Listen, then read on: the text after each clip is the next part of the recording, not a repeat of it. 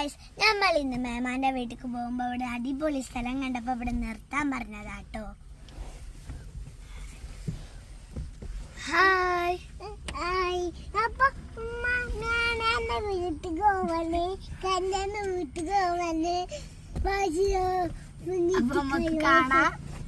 പുറത്തേക്കിറങ്ങി നോക്കാം. ഗൈസ്, ഇതാട്ടാ സ്ഥലം.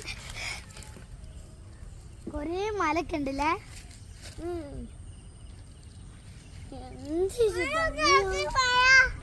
വാ